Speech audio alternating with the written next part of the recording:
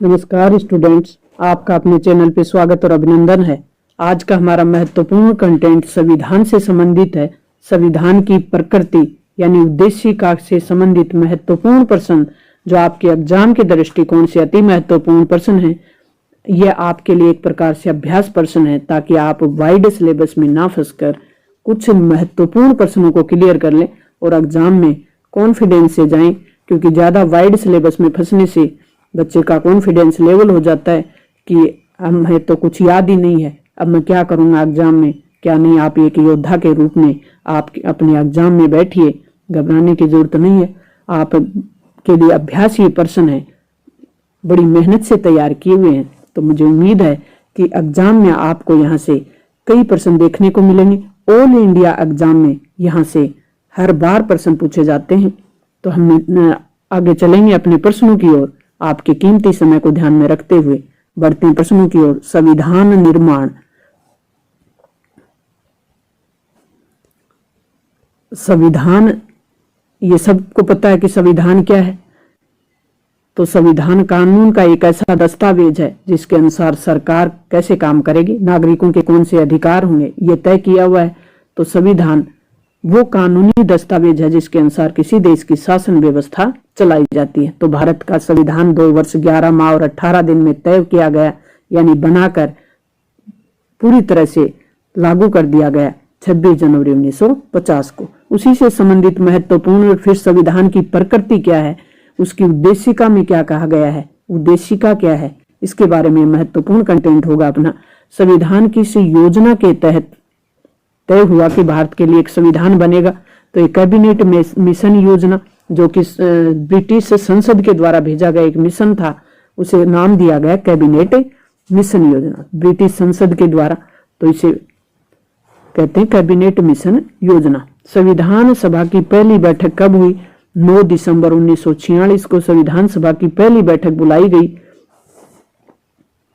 और अस्थायी अध्यक्ष बना दिए गए सच्चिदानंद सिन्हा को। भारत का संविधान कब अंगीकृत हुआ? इस शब्द पे जरूर ध्यान रखें आप। संविधान लागू करना और संविधान अंगीकृत करना दोनों में अंतर है। जब हम प्रस्तावना पढ़ते हैं तो उसमें स्पष्ट लिखा हुआ है कि आज इतने दिनांक को हम संविधान को अंगीकृत करते हैं। 26 नवंबर 1950 को यानी संविधान बनकर तैयार हो गया, लेकिन उसे लागू किया गया 26 जनवरी 1950 को, क्योंकि 26 जनवरी एक ऐतिहासिक दिन था जब पंडित जवाहरलाल नेहरू ने घोषणा की कि हर 26 जनवरी को लाहौर अधिवेशन में, और ये तय किया गया कि 26 जनवरी को भारत में स्वतंत्रता दिवस मनाया जाएगा। चाहे अंग्रेज हमें स्वतंत्र करें या नहीं करें, लेकिन हम हर 26 जनवरी को, किस जनवरी को, 26 जनवरी को स्वतंत्रता दिवस मनाएंगे। तो उसी ऐतिहासिक दिन के कारण 26 नवंबर 1950 को यानी हमारा संविधान बन के तैयार हो गया, लेकिन लागू किया गया 26 जनवरी को। भारतीय नागरिकों को कितने मौलिक अधिकार दिए गए? वर्तमान में मौलिक अधिकार भारतीय नागरिकों के पास 6 हैं, लेकिन जब संविधान बनाया गया, मूल संविधान, या अगर मूल संविधान दे दिया होता तो आपका आंसर होता 7। तो मूल संविधान यानी जब हमारा संविधान बना, लागू हुआ, तब 7 मूल अधिकार दिए गए थे। लेकिन 1978 में 44वां संविधान संशोधन पारित करके संपत्ति के अधिकार को हटा दिया गया था। तो अब वर्तमान में हमारे पास 6 मौलिक अधिकार है। संविधान के कुल कितने अनुच्छेद हैं? 395। डॉक्टर भीमराव अंबेडकर, अब बच्चों को एक कंफ्यूजन रहता है कि 395 कैसे हैं? संविधान तो कोई 400 और कुछ बताता है, कोई कुछ बताता है, लेकिन जो मौलिक अनुच्छेद हैं वो 395 ही हैं, क्योंकि जैसे जैसे संविधान में संशोधन हुए हैं तो संविधान में संशोधन के साथ साथ क, ख, ग ऐसे या 1, 2, 3 ऐसे जोड़े गए, न कि 395 से आगे 396 कर दिया या 397 कर दिया, ऐसे नहीं हुआ। तो जो संविधान में अनुच्छेद हैं वो 395 आज भी बने हुए हैं, क्योंकि जैसे ही संविधान में संशोधन किए गए हैं, वो जैसे अनुच्छेद 51 में किया गया तो 51 क जोड़ा गया मौलिक कर्तव्यों के लिए, न कि 51 से 52 किया गया, ऐसे नहीं किया गया, 51 क जोड़ा गया। आगे अपना प्रश्न है महत्वपूर्ण कि संविधान सभा में अस्थायी अध्यक्ष कौन बने? डॉक्टर सच्चिदानंद सिन्हा। संविधान सभा के वैधानिक सलाहकार कौन बने? BN राव। वैधानिक सलाहकार, कानूनी सलाहकार थे BN राव। 13 दिसंबर 1946 को संविधान सभा में उद्देश्य प्रस्ताव किसने रखा? पंडित जवाहरलाल नेहरू ने। और उद्देश्य प्रस्ताव ही प्रस्तावना है। कब रखा गया? 13 दिसंबर को। पहली बैठक कब हुई? 9 दिसंबर को। 11 दिसंबर को कौन सी घटना हुई?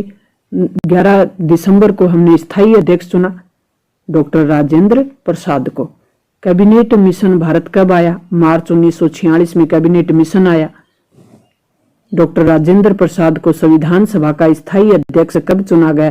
तो डॉक्टर राजेंद्र प्रसाद को संविधान सभा का स्थायी अध्यक्ष 11 दिसंबर को चुना। तो सच्चिदानंद सिन्हा को कब चुना अस्थायी अध्यक्ष? 9 दिसंबर को। 2 दिन बाद, 9 दिसंबर के 2 दिन बाद डॉक्टर राजेंद्र प्रसाद को संविधान सभा का स्थायी अध्यक्ष चुना गया। संविधान बनाने में कुल समय 2 वर्ष 11 माह 18 दिन लगा। संविधान सभा की प्रथम बैठक कितने सदस्यों ने भाग लिया था? प्रथम बैठक में, प्रथम बैठक 9 दिसंबर 1946 को हुई थी और उस समय 211 सदस्यों ने भाग लिया था। संविधान सभा की कुल सदस्य संख्या कितनी निर्धारित की गई थी? 389, जिसमें 296 सदस्य ब्रिटिश भारत से होने थे और 93 सदस्य देशी रियासतों से तय किए गए थे। संविधान निर्माण की महत्वपूर्ण समिति, प्रारूप समिति के अध्यक्ष कौन बनाए गए थे? तो संविधान सभा की जो महत्वपूर्ण समिति थी, प्रारूप समिति, उसके अध्यक्ष बनाए गए थे डॉक्टर भीमराव अंबेडकर। कौन सी समिति? प्रारूप समिति। संविधान का जनक किसे माना जाता है? डॉक्टर भीमराव अंबेडकर को, क्योंकि प्रारूप समिति के पास इतना महत्वपूर्ण कार्य था कि उसके अध्यक्ष होने के नाते डॉक्टर भीमराव अंबेडकर को संविधान का जनक माना जाता है। लेकिन संविधान निर्माण में बहुत से विद्वान लोगों का हाथ था, यानी उनका योगदान था, लेकिन फिर भी डॉक्टर भीमराव अंबेडकर को ही इसका जनक क्यों माना जाता है, प्रश्न उठता है बच्चों के मन में। लेकिन ये इस कारण डॉक्टर अंबेडकर को जनक माना गया है क्योंकि वो एक महत्वपूर्ण समिति थी जिसका नाम था प्रारूप समिति, और इस समिति के अध्यक्ष होने के कारण उन्हें संविधान सभा का जनक माना जाता है। भारत का संविधान कब लागू हुआ? 26 जनवरी 1950 को। भारत के संविधान में कुल कितने भाग हैं? 22 भाग हैं। 22 भाग हैं संविधान, भारत के संविधान में। भारत के संविधान में कुल कितनी अनुसूचियां हैं? तो भारत के संविधान में 12 अनुसूचियां हैं वर्तमान में। मूल संविधान में अगर यहाँ शब्द होता मूल संविधान, यानी जब भारत का संविधान लागू हुआ उस समय कितनी अनुसूचियां थी? उस समय 8 ही अनुसूचियां थी। मूल संविधान में कितनी अनुसूचियां थी? 8 अनुसूचियां। संविधान सभा के पुनर्गठन में कुल कितने प्रतिनिधियों ने भाग लिया? तो संविधान सभा के पुनर्गठन के समय 324 पुनर्गठन, यानी जब भारत और पाकिस्तान का विभाजन हो गया उसके बाद दोबारा संविधान सभा का पुनर्गठन किया गया, तो कितने प्रतिनिधि चुने जाने थे? 324। मूल अधिकारों का उल्लेख संविधान के किस भाग में लिया गया? तो मूल अधिकारों का उल्लेख संविधान के किस भाग में किया गया है? मूल अधिकार संविधान के भाग 3 में है। मूल अधिकार हमने किस देश से ग्रहण किए हैं? अमेरिका से। संविधान के किस भाग में नीति निर्देशक तत्वों का उल्लेख है? तो संविधान के भाग 4 में नीति निर्देशक तत्व का उल्लेख है। भाग 4 क में मौलिक कर्तव्य हैं। मौलिक कर्तव्य, और मौलिक कर्तव्यों को हमने कब शामिल किया गया? 1976 में 42वें संविधान संशोधन द्वारा। प्रश्न है कि अनुच्छेद 21 में शामिल जो अधिकार है वो क्या है? तो जीवन की स्वतंत्रता का अधिकार अनुच्छेद 21 में दिया गया। अनुच्छेद 21 क में शिक्षा के अधिकार को शामिल किया गया है। कब शामिल किया गया? 86वें संविधान संशोधन द्वारा। 86वां संविधान संशोधन कब किया गया? 2002 में। संविधान की प्रस्तावना में कितने प्रकार के न्याय की बात की गई है? 3 प्रकार के न्याय, SAR, सार के नाम से आप याद रख लें। S से सामाजिक, A से आर्थिक और R से राजनीतिक। सामाजिक, आर्थिक और राजनीतिक 3 प्रकार के न्याय की बात की गई है संविधान की प्रस्तावना में। कहाँ की गई है? प्रस्तावना में। तो प्रश्न आपको दे दिया जाता है, 4 आपकी स्वतंत्रताएं दे दी, ये न्याय 4 प्रकार का न्याय दे दिया जाता है। प्रस्तावना में कौन से न्याय को नहीं शामिल किया गया? तो आपको याद होगा सार के नाम से सामाजिक, आर्थिक, राजनीतिक। तो आप आसानी से सिलेक्ट कर सकते हैं अपने उत्तर को, तो वहां आपकी कंफ्यूजन वाली स्थिति नहीं रहेगी, आपके नेगेटिव मार्किंग से आप बच जाएंगे। तो संविधान की प्रस्तावना को कहा जाता है संविधान का परिचय पत्र।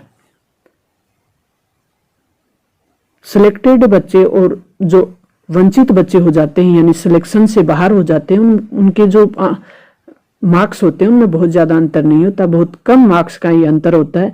तो इस प्रकार के कॉन्सेप्ट अगर आपके क्लियर होंगे तो पर्सन नेगेटिव जो अपने आंसर हम लगाएंगे उसमें नेगेटिव मार्किंग से बच जाएंगे, तो अपने आप मार्क्स इंप्रूव होंगे और हमारा सिलेक्शन लिस्ट में नाम होगा। भारतीय संविधान के किस भाग को उसकी आत्मा कहा गया है? प्रस्तावना को संविधान की आत्मा कहा जाता है। नेक्स्ट अपना प्रश्न है कि संविधान में मूल अधिकारों का संरक्षक किसे बनाया गया है? तो न्यायपालिका को मूल अधिकारों का संरक्षक बनाया गया है। भारत पूर्ण प्रभुत्व संपन्न लोकतांत्रिक गणराज्य कब बना था?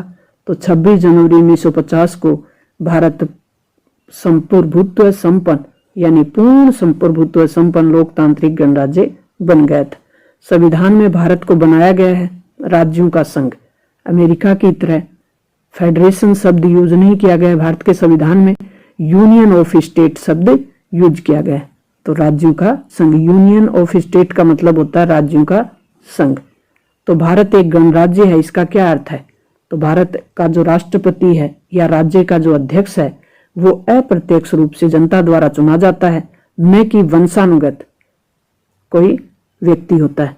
तो राष्ट्रपति जनता द्वारा अप्रत्यक्ष रूप से चुना जाता है, इसलिए भारत एक गणराज्य है। विश्व में सबसे बड़ा संविधान किस देश का है? भारत का है। विश्व में सबसे बड़ा संविधान, संविधान की समवर्ती सूची हमने किस देश से ली है? तो संविधान में 3 प्रकार की सूचियां हैं, केंद्रीय सूची, राज्य सूची और समवर्ती सूची। तो 3 प्रकार की सूचियों में जो समवर्ती सूची हमने शामिल की है वो ऑस्ट्रेलिया से ग्रहण की है। प्रस्तावना में हम भारत के लोग, प्रस्तावना में शब्द यूज किया गया है कि हम भारत के लोग। इसका क्या अर्थ है? इसका अर्थ है कि अंतिम जो शक्ति है वो जनता के पास है। भारतीय संविधान की प्रस्तावना में पंथ निरपेक्ष शब्द है, वो क्या मूल संविधान में जोड़ा गया था? नहीं, उस समय नहीं जोड़ा गया। प्रस्तावना में जो पंथ निरपेक्ष शब्द है उसको हमने 42वें संविधान संशोधन द्वारा 1976 में जोड़ा है। कब जोड़ा? 1976 में। संविधान संशोधन कौन सा हुआ? 42वां संविधान संशोधन एक बड़ा संविधान संशोधन था, इसलिए इसे मिनी संविधान का दर्जा भी दिया जाता है। संविधान में हमारे राष्ट्र का उल्लेख किस नाम से किया गया है? तो संविधान में हमारे राष्ट्र का उल्लेख है वो भारत या इंडिया के नाम से हुआ है। क्या मूल संविधान में भारतीय नागरिकों को कर्तव्य दिए गए थे? नहीं। मूल संविधान में भारतीय नागरिकों को कितने कर्तव्य दिए गए थे? 0, कोई कर्तव्य नहीं दिया गया। तो कब दिए गए? 42वां संविधान संशोधन किया गया 1976 में, और तब भारतीय नागरिकों को 10 मूल कर्तव्य दिए गए थे। तो वर्तमान में कितने हैं? वर्तमान में 11 है। तो ये 11वां कब दिया गया? तो 11वां दिया गया जो ऊपर हमने बात की 86वें संविधान संशोधन जो कि 2002 में हुआ, और ये तय कर दिया गया कि 6 से 14 वर्ष के बालक बालिका यानी कोई भी बच्चा शिक्षा से वंचित न रहे, इसका कर्तव्य होगा उस बच्चे का पालन पोषण करने वाला पेरेंट्स यानी अभिभावक या कोई भी उसका पालन पोषण कर रहा है। तो बच्चे को किस उम्र में? 6 से 14 वर्ष की उम्र के बीच शिक्षा से वंचित नहीं रखा जाए। ये उसके लिए अनुच्छेद 21 क में मूल अधिकार दे दिया गया। 6 से 14 वर्ष की शिक्षा उसे लेने का अधिकार है, और पेरेंट्स का कर्तव्य निर्धारित कर दिया 86वें संविधान संशोधन द्वारा मूल कर्तव्यों में 11वां मूल कर्तव्य शामिल करके। नेक्स्ट अपना प्रश्न है कि अब तक भारत के संविधान की उद्देशिका में कितनी बार संशोधन हुआ है? तो सिर्फ एक बार हुआ है, वो हुआ 42वें संविधान संशोधन 1976 द्वारा। कितने शब्द जोड़े गए उस समय प्रस्तावना में? उद्देशिका यानी प्रस्तावना, संविधान की उद्देशिका यानी प्रस्तावना में कितनी बार संशोधन हुआ है? सिर्फ एक बार। कौन कौन से शब्द जोड़े गए? समाजवाद, पंथ निरपेक्ष और अखंडता। संविधान निर्माण के समय कौन सा आदर्श प्रस्तावना में शामिल नहीं किया गया था? समाजवादी। ये बाद में जोड़ा है। कब? 42वें संविधान संशोधन द्वारा। भारत के संविधान में संघात्मक व्यवस्था किस देश से ली हमने? कनाडा से ली है, यूनियन ऑफ स्टेट वाली। संविधान में एकल नागरिकता का सिद्धांत हमने कहां से लिया है? तो हमने एकल नागरिकता का जो सिद्धांत है, भारत का प्रत्येक नागरिक चाहे वो किसी भी राज्य का हो, सब भारतीय नागरिक हैं, यानी सिर्फ एक ही नागरिकता प्राप्त है, भारतीय नागरिकता। और ये हमने ली है इंग्लैंड से। भारत संघात्मक व्यवस्था वाला देश है, लेकिन फिर भी हमने एकल नागरिकता को शामिल की है देश की एकता और अखंडता को बनाए रखने के लिए। संविधान सभा में उद्देश्य प्रस्ताव किसके द्वारा प्रस्तुत किया गया? पंडित जवाहरलाल नेहरू द्वारा। कब किया गया था? ऊपर हमने देख लिया, 13 दिसंबर 1946 को। उद्देश्य प्रस्ताव किसके द्वारा रखा गया? पंडित जवाहरलाल नेहरू द्वारा। उद्देश्य प्रस्ताव में जो लक्ष्य थे वो ही प्रस्तावना में शामिल हैं, यानी एक प्रकार से उद्देश्य प्रस्ताव का ही दूसरा रूप भारतीय संविधान की प्रस्तावना है। भारतीय संविधान को बनाते हुए भारतीय संविधान सभा के कुल कितने अधिवेशन हुए? 12 अधिवेशन हुए। संविधान निर्माण में कुल समय 2 वर्ष 11 माह 18 दिन लगे। डॉक्टर भीमराव अंबेडकर की अध्यक्षता में संविधान सभा की प्रारूप समिति बनी थी, तो उसमें अन्य कितने सदस्य थे? अन्य 6 सदस्य थे, तो टोटल 7 थे। तो अन्य पूछा है, अन्य सदस्य पूछा। यहाँ इस प्रकार के जो छोटे छोटे माइनर जो चीजें होती हैं, एग्जामिनर उन्हीं पे ध्यान देता है। तो ये 6 सदस्य अन्य थे, टोटल 7 थे। भारतीय संविधान का प्रथम प्रारूप किसने तैयार किया था? जो कि विधि सलाहकार थे BN राव, बेनेगल नरसिंह राव इनका पूरा नाम था। तो BN राव ने पहला जो अपना प्रथम प्रारूप था वो तैयार किया था। समाजवादी, पंथ निरपेक्ष और अखंडता, ये शब्द भारतीय संविधान में कब शामिल किए गए? 42वें संविधान संशोधन द्वारा। कौन कौन से? समाजवादी, पंथ निरपेक्ष और अखंडता। भारत के संविधान में धर्मनिरपेक्षता शब्द का सही मान क्या है? कि राज्य का कोई धर्म नहीं होगा, सभी राज्य, सभी धर्मों के प्रति राज्य का समान दृष्टिकोण होगा, सद्भाव होगा सभी धर्मों के प्रति। तो राज्य का खुद का कोई धर्म नहीं होगा, इसका मतलब है धर्मनिरपेक्षता यानी पंथ निरपेक्षता। संविधान की उद्देशिका को राजनीति की जन्म पत्री किसने कहा?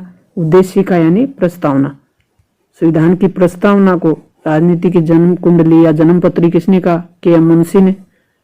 संविधान की प्रस्तावना में कितने प्रकार की स्वतंत्रता व समानता को शामिल किया गया है? तो 5 प्रकार की स्वतंत्रता शामिल की हुई है। अभिव्यक्ति, विचार अभिव्यक्ति, विश्वास, धर्म और उपासना की स्वतंत्रता। 2 प्रकार की समानता। संविधान की आधारशिला निर्मित है उद्देशिका प्रस्ताव में। संविधान का दर्शन कहाँ मिलता है? संविधान का पूरा दर्शन हमें प्रस्तावना में मिलता है कि भारत का संविधान है वो किस दर्शन पर आधारित है। तो प्रस्तावना में स्पष्ट किया गया है कि कौन सी न्याय भारतीय नागरिकों को प्राप्त होगी, किस प्रकार की स्वतंत्रताएं प्राप्त होंगी, फिर उनको समानताएं कौन कौन सी होंगी, देश की एकता और अखंडता कैसी होगी, व्यक्ति की गरिमा के लिए पूरा ध्यान रखा गया है। संविधान में किस भाग को संविधान की कुंजी कहा गया है? तो प्रस्तावना को। ये अति महत्वपूर्ण प्रश्न आपके लिए तैयार किए गए आपकी परीक्षा से पूर्व अभ्यास के लिए, ताकि आप एक अच्छी तैयारी के साथ, विश्वास के साथ आप एग्जाम में बैठें और आपका जब कॉन्फिडेंस अच्छा होगा तो आपके बहुत से प्रश्न और कॉन्सेप्ट बेस्ड प्रश्न क्लियर हो जाते हैं। तो मुझे उम्मीद है कि यहाँ से आपको मदद मिलने वाली है। इसी तरीके के कंटेंट अपने दोनों चैनलों पे डाले हुए हैं। अगर आप चैनल पे नए हैं तो चैनल को सब्सक्राइब कर लें, अपने दोस्तों के साथ शेयर करें और खुद भी बढ़ें, दोस्तों को भी आगे बढ़ने में मदद करें। मिलते हैं नेक्स्ट और महत्वपूर्ण कंटेंट के साथ। तब तक थैंक्स।